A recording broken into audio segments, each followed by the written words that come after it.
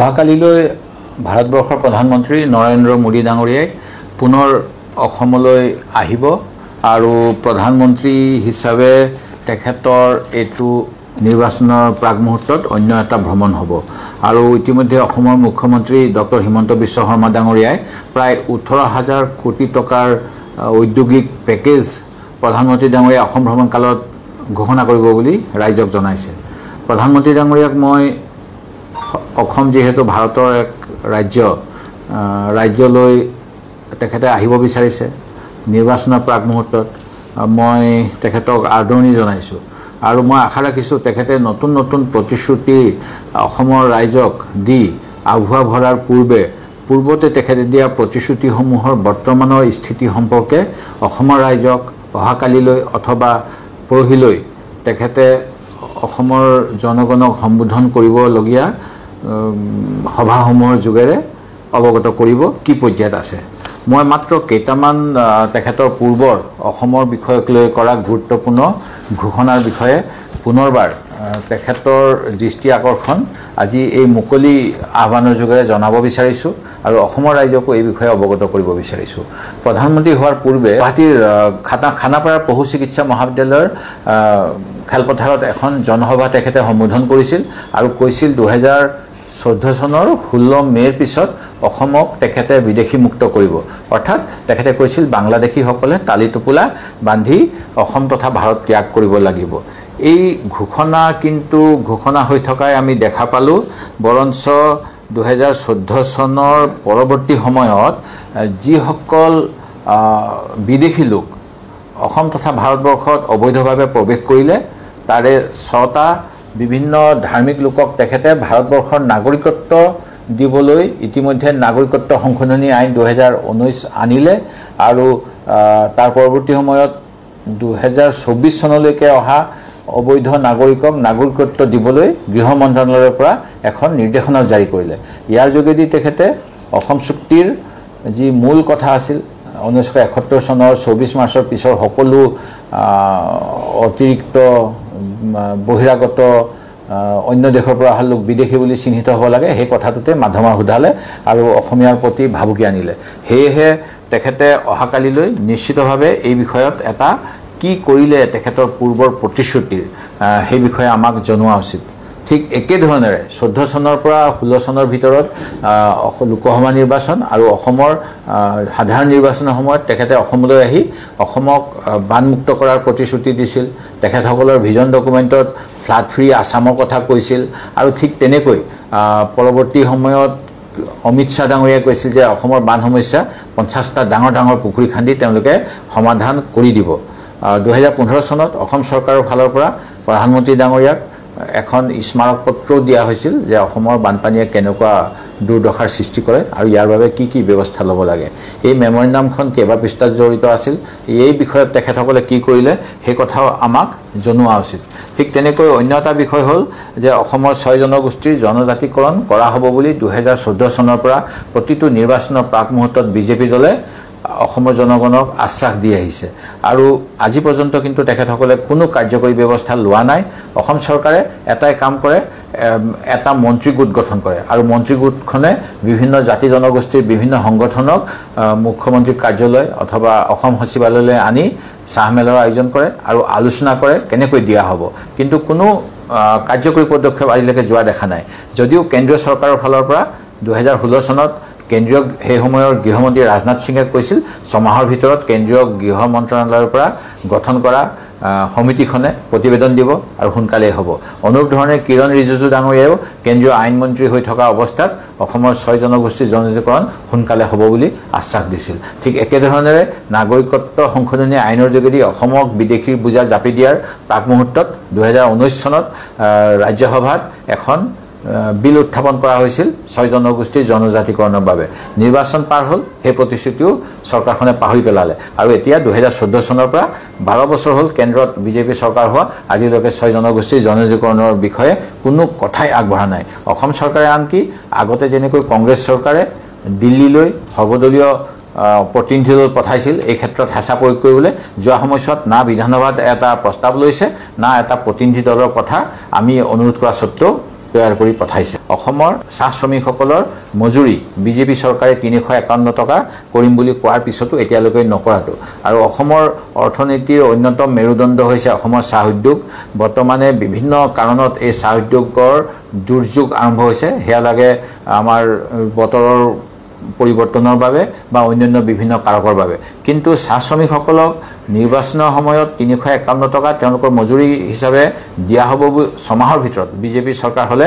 ঘোষণা কৰাৰ পিছতো আজিলৈকে হে কাম কৰা হোৱা নাই মাত্ৰ যিবিলাক কোম্পানীৰ অধীনত কাম কৰা চাহ শ্ৰমিক তেখেতসকলক বেংক একাউণ্ট খোলাৰ নামত 5000 টকাৰ বক্সিছ আৰু এতিয়া চাহ উদ্যোগৰ 200 বছৰীয়া উদযাপন কৰিম বুলি কৈ আকৌ 5000 টকাৰ এটা বক্সিছ দিয়াৰ ব্যৱস্থা কৰা হৈছে কিন্তু তেখেতসকলৰ নিচিনাকৈ ক্ষুদ্ৰ চাহ উদ্যোগত যিসকল জড়িত তেওঁলোকৰ বাবে এই বক্সিছৰ ব্যৱস্থা কৰা হোৱা নাই আৰু চাহ শ্ৰমিকসকল তথা ক্ষুদ্ৰ চাহ উদ্যোগীসকলে বৰ্তমানে যেনেকৈ ধানৰ ক্ষেত্ৰত বা অন্যান্য শস্যৰ ক্ষেত্ৰত যি মিনিমাম ছাপোৰ্ট প্ৰাইচ আছে সেই মিনিমাম ছাপোৰ্ট প্ৰাইচ ন্যূনতম সমৰ্থন মূল্য চাহ উদ্যোগৰ বাবে ঘোষণা কৰিবলৈ দাবী কৰি থকা সত্ত্বেও নিদিয়াৰ বাবে আজি লাখ লাখ ক্ষুদ্ৰ চাহ খেতিয়কৰ পানীত হাঁহ নচৰা অৱস্থা হৈছে হেহে তেওঁলোকৰ ক্ষেত্ৰত কি কৰা হ'ব চাহ উদ্যোগটো কেনেকৈ ৰক্ষা কৰা হ'ব এই ক্ষেত্ৰত প্ৰধানমন্ত্ৰী ডাঙৰীয়াৰ পৰা নতুন ঘোষণা আমি তেওঁৰ এই আগন্তুক ভ্ৰমণৰ সময়ত শুনিব বিচাৰো অন্য এটা উদাহৰণ আছিল যে এখখন স্মাৰ্ট সিটি কৰা হ'ব আৰু তাৰ ভিতৰত গুৱাহাটীক স্মাৰ্ট সিটি ৰূপে সজাই তোলা হ'ব যেহেতু উত্তৰ পূৰ্বাঞ্চলৰ মুখ্য প্ৰৱেশ দুৱাৰ হ'ল এই গুৱাহাটী মহানগৰ কিন্তু গুৱাহাটী মহানগৰত উন্নয়নৰ নামত কেৱল ফ্লাইঅভাৰ নিৰ্মাণ কৰা হৈছে আৰু যি ফ্লাইঅভাৰ নিৰ্মাণ কৰাৰ সময়ত যিবিলাক বাধ্যবাধক অনুমতি ল'ব লাগে সেইবিলাক লোৱা হোৱা নাই গছ কাটি পৰিৱেশ ধ্বংস কৰা হৈছে যাৱতীয় সেফটি মেজাৰ নোলোৱাৰ বাবে 10 জনতকৈ অধিক লোকৰ ইতিমধ্যে মৃত্যু হৈছে ক্ষুদ্ৰ ব্যৱসায়ীসকলৰ ব্যৱসায় ধ্বংস হৈছে আৰু মহানগৰখনত ফ্লাইঅভাৰ কৰাৰ পিছত যান-জঁটৰ সমস্যা নাইকিয়া হ'ব বুলি কোৱা হৈছিল হেয়াও হোৱা নাই ফ্লাড ফ্ৰী গুৱাহাটী কৰিম বুলি কোৱা হৈছিল হেয়াও হোৱা নাই আজি গুৱাহাটী মহানগৰীত পূৰ্বতে যদি ৰিক্সা চাইকেল বাছ ব্যক্তিগত বাহন আদি চলিছিল এতিয়া নাও চলাৰ ব্যৱস্থা অধিকাংশ অঞ্চলতে হৈছে আৰু গুৱাহাটী মহানগৰখনৰ যি স্মাৰ্ট সিটিৰ প্ৰতিশ্ৰুতি হেয়াও এতিয়ালৈকে পূৰণ হোৱা নাই ঠিক তেনেধৰণেৰে আমি যদি ক'ব বিচাৰো অসমৰ যি যুৱকসকল নিবনুৱা যুৱক যুৱতীসকলৰ বাবে বছৰি অসম চৰকাৰৰ ফালৰ পৰা 5 লাখকৈ চাকৰি কেন্দ্ৰ চৰকাৰৰ ফালৰ পৰা 2 কোটিকৈ চাকৰি যি প্ৰতিশ্ৰুতি হেয়া কেতিয়াও পূৰণ নহল আৰু এনে কৰাৰ ফলত অসমৰ নিবনুৱা যুৱক যুৱতীসকলে আজি অন্ধকাৰত দিন কটাব লগা হৈছে এই গোটেইবিলাক কথাৰ বাবে মই ভাবো যে নিৰ্বাচনী প্ৰতিশ্ৰুতি হিচাপেহে অসমৰ জনগণক আভুৱা ভৰা হৈছিল আৰু যদি হেকটো হসা নহয় তেতিয়াহলে আগন্তুক দুদিনীয়া ভ্ৰমণৰ মুহূৰ্তত প্ৰধানমন্ত্ৰী ডাঙৰীয়াই অসমৰ জনগণক তেখেতৰ পূৰ্বৰ এই প্ৰতিশ্ৰুতিসমূহ কেনেদৰে পালন কৰা হৈছে কিমান দূৰ পূৰণ হ'ল এই গোটেইখিনি কথা ক'ব লাগে আৰু যি 18000 কোটি টকাৰ কথা অসমৰ মুখ্যমন্ত্ৰী মহোদয়ে কৈছে মই এই ক্ষেত্ৰত ক'ব বিচাৰো যে প্ৰকৃততে যিবিলাক অৰ্থনৈতিক কামকাজ হয় সেইবিলাক সাপ্লাই এণ্ড ডিমাণ্ডৰ ভিত্তিত হয় আৰু যদি চাহিদা থাকে উদ্যোগপতিসকলে সেই অঞ্চলত যোগান ধৰিবলৈ উদ্যোগ স্থাপন কৰে উত্তৰ পূৰ্বাঞ্চল আৰু সাউথ ইষ্ট এছিয়া গুৱাহাটী এটা মূল দুৱাৰ হয় কেন্দ্ৰবিন্দু হ'ব পাৰে হেগতিকে ইয়াত যদি কোনোবা ইনভেষ্টমেন্ট হয় হেয়া মুখ্যমন্ত্ৰী বা বিজেপি চৰকাৰৰ অনুগ্ৰহৰ কাৰণে নহয় কাৰণ ব্যৱসায়ীসকলে ৰাজনৈতিক পৃষ্ঠপোষকতাৰ উপৰিও ব্যৱসায়িক প্ৰয়োজনীয়তাৰ ভিত্তিতহে ব্যৱসায়িক সিদ্ধান্ত লয় হেয়া এই ক্ষেত্ৰত মুখ্যমন্ত্ৰী মহোদয়ে কবৰ দৰে 18000 কোটি টকাৰ টুপুলা প্ৰধানমন্ত্ৰী ডাঙৰীয়া অসমক ভাল পাই অহা নাই অসমত তেওঁৰ যিসকলে সমৰ্থন কৰে যিসকল ক্ৰনি ক্যাপিটালিষ্ট তেওঁলোকক অসমক কেনেকৈ লুট কৰিব পাৰি বা অসমৰ পৰা কেনেকৈ এক্সপ্লইট কৰিব পাৰি এই কথাবিলাকৰ কাৰণে কিজানি এনেকুৱা ঘোষণা হৈছে হেয়া ধাৰণা হৈছে হেগতিকে অসমৰ যি উদ্যোগ হ'ব তাৰ যোগেদি অসমৰ সমস্যাসমূহ সমাধান হ'ব লাগে তেনেকুৱা ধৰণৰ সমাধান সূত্ৰ আনিবলৈ মই মুকলিভাৱে আজি প্ৰধানমন্ত্ৰী ডাঙৰীয়ালে এই আহ্বান জনাইছো আশা কৰো আগন্তুক দুদিনীয়া ভ্ৰমণত তেখেতে আমাৰ মনৰ খুদনি অসমৰ জনগণৰ যি আশা আকাংক্ষা বিজেপি চৰকাৰৰ পৰা আছিল সেইখিনি এতিয়া ৰূপায়ণ নোহাৰ ফলত তেখেতসকলে যেনেকৈ এতিয়া মুখ্যমন্ত্ৰী আন্দোলন বৰ্জিত পৰিৱেশ বুলি ক'লেও প্ৰতিদিনে আমি অসমৰ বিভিন্ন অঞ্চলত বিভিন্ন জনগোষ্ঠী বিভিন্ন সমাজৰ আন্দোলন এক পৰিৱেশ দেখা পাইছো গোলকগঞ্জত লাঠি চালনা হৈছে মৰাণ মটক জনগোষ্ঠীসকলে উজনি অসমত যেনেকৈ জোৰ লৈ সমদল বাহিৰ কৰিছে এই গোটেই বিলাকৰ যিটো পৰিৱেশ এই পৰিৱেশৰ পৰা অৱসান ঘটাবলৈ তেওঁলোকৰ পূৰ্বৰ 10 বছৰ 12 বছৰ পূৰ্বৰ প্ৰতিশ্ৰুতিসমূহ পূৰণ কৰা হ'ল নে নাই এই ক্ষেত্ৰত স্থিতি স্পষ্ট কৰি আগন্তুক সময়ত তেখেতসকলে আৰু নতুন যাতে জুমলা নিদি পুৰণি প্ৰতিশ্ৰুতিখিনি ৰক্ষা কৰে। অহাকালিলৈ ভাৰতবৰ্ষৰ প্ৰধানমন্ত্ৰী নৰেন্দ্ৰ মোদী ডাঙৰীয়াই পুনৰ অসমলৈ আহিব আৰু প্ৰধানমন্ত্ৰী হিচাপে তেখেতৰ এইটো নিৰ্বাচনৰ প্ৰাক মুহূৰ্তত অন্য এটা ভ্ৰমণ হ'ব আৰু ইতিমধ্যে অসমৰ মুখ্যমন্ত্ৰী ডক্টৰ হিমন্ত বিশ্ব শৰ্মা ডাঙৰীয়াই প্ৰায় 18,000 কোটি টকাৰ ঔদ্যোগিক পেকেজ প্ৰধানমন্ত্ৰী ডাঙৰীয়াই অসম ভ্ৰমণ কালত ঘোষণা কৰিব বুলি ৰাইজক জনাইছে। প্ৰধানমন্ত্ৰী ডাঙৰীয়াক মই অসম যিহেতু ভাৰতৰ এক ৰাজ্যলৈ তেখেতে আহিব বিচাৰিছে নিৰ্বাচনৰ প্ৰাক মুহূৰ্তত মই তেখেতক আদৰণি জনাইছোঁ আৰু মই আশা ৰাখিছোঁ তেখেতে নতুন নতুন প্ৰতিশ্ৰুতি অসমৰ ৰাইজক দি আভুৱা ভৰাৰ পূৰ্বতে তেখেতে দিয়া প্ৰতিশ্ৰুতিসমূহৰ বৰ্তমানৰ স্থিতি সম্পৰ্কে অসমৰ ৰাইজক অহাকালিলৈ অথবা পৰহিলৈ তেখেতে অসমৰ জনগণক সম্বোধন কৰিবলগীয়া সভাসমূহৰ যোগেৰে অৱগত কৰিব কি পৰ্যায়ত আছে। মই মাত্ৰ কেইটামান তেখেতৰ পূৰ্বৰ অসমৰ বিষয়ক লৈ কৰা গুৰুত্বপূৰ্ণ ঘোষণাৰ বিষয়ে পুনৰবাৰ তেখেতৰ দৃষ্টি আকৰ্ষণ আজি এই মুকলি আহ্বানৰ যোগেৰে জনাব বিচাৰিছোঁ আৰু অসমৰ ৰাইজকো এই বিষয়ে অৱগত কৰিব বিচাৰিছোঁ। প্ৰধানমন্ত্ৰী হোৱাৰ পূৰ্বে গুৱাহাটীৰ খানাপাৰাৰ পশু চিকিৎসা মহাবিদ্যালয়ৰ খেলপথাৰত এখন জনসভা তেখেতে সম্বোধন কৰিছিল আৰু কৈছিল 2014 চনৰ 16 মে'ৰ পিছত অসমক তেখেতে বিদেশী মুক্ত কৰিব। অৰ্থাৎ তেখেতে কৈছিল বাংলাদেশীসকলে তালি টোপোলা বান্ধি অসম তথা ভাৰত ত্যাগ কৰিব লাগিব। এই ঘোষণা কিন্তু ঘোষণা হৈ থকাই আমি দেখা পালোঁ, বৰঞ্চ 2014 চনৰ পৰৱৰ্তী সময়ত যিসকল বিদেশী লোক অসম তথা ভাৰতবৰ্ষত অবৈধভাৱে প্ৰৱেশ কৰিলে তাৰে 6টা বিভিন্ন ধাৰ্মিক লোকক তেখেতে ভাৰতবৰ্ষৰ নাগৰিকত্ব দিবলৈ ইতিমধ্যে নাগৰিকত্ব সংশোধনী আইন 2019 আনিলে আৰু তাৰ পৰৱৰ্তী সময়ত 2024 চনলৈকে অহা অবৈধ নাগৰিকক নাগৰিকত্ব দিবলৈ গৃহ মন্ত্ৰালয়ৰ পৰা এখন নিৰ্দেশনা জাৰি কৰিলে। ইয়াৰ যোগেদি তেখেতে অসম চুক্তিৰ যি মূল কথা আছিল 1971 চনৰ 24 মাৰ্চৰ পিছৰ সকলো অতিৰিক্ত বহিৰাগত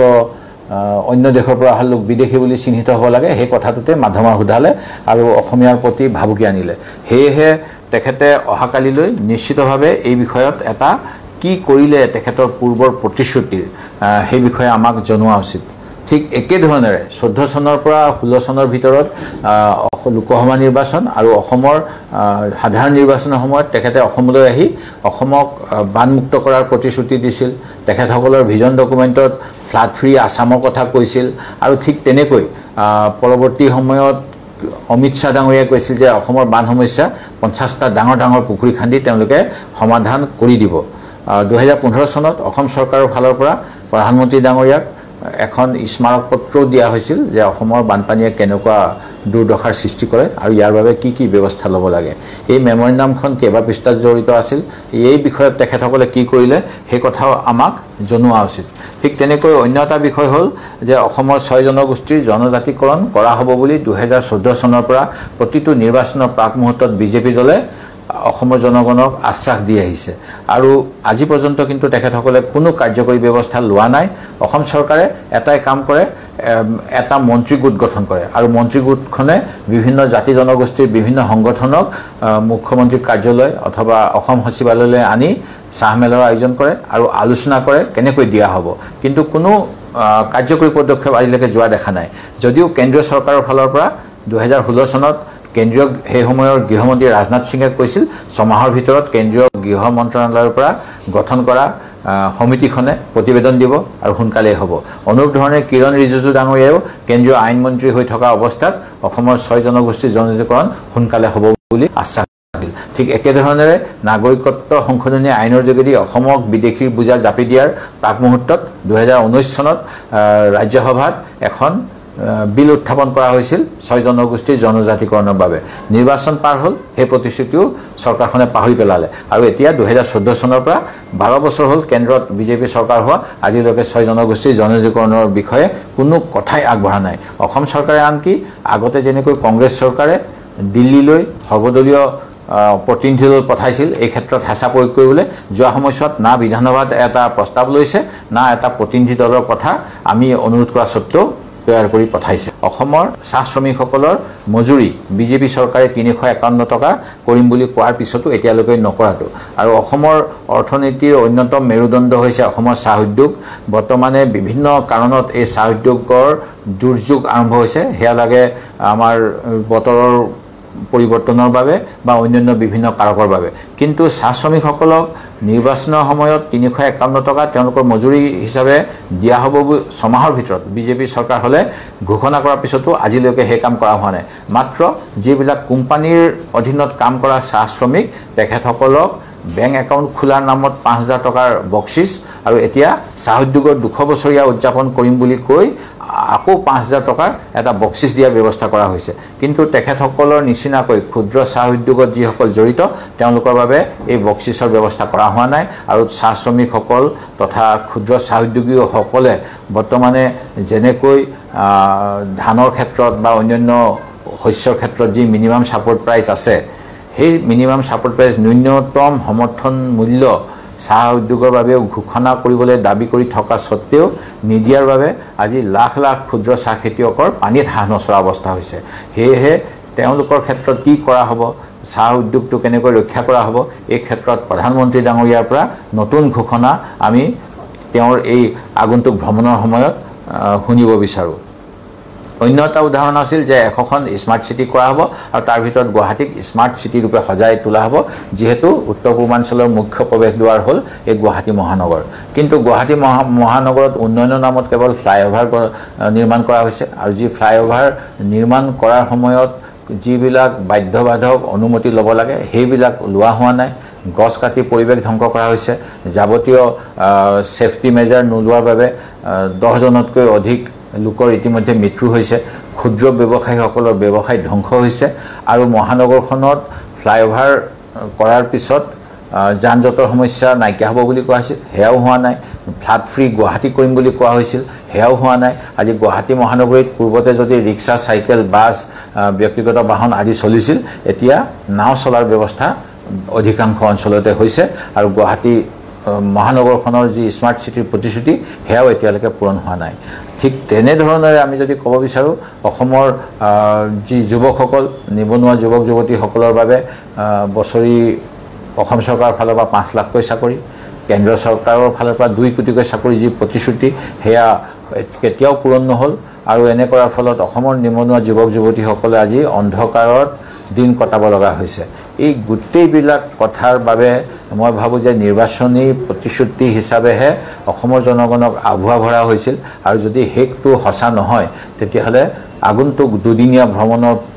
মুহূৰ্তত প্ৰধানমন্ত্ৰী ডাঙৰীয়াই অসমৰ জনগণক তেখেতৰ পূৰ্বৰ এই প্ৰতিশ্ৰুতিসমূহ কেনেদৰে পালন কৰা হৈছে কিমান দূৰ পূৰণ হ'ল এই গোটেইখিনি কথা ক'ব লাগে আৰু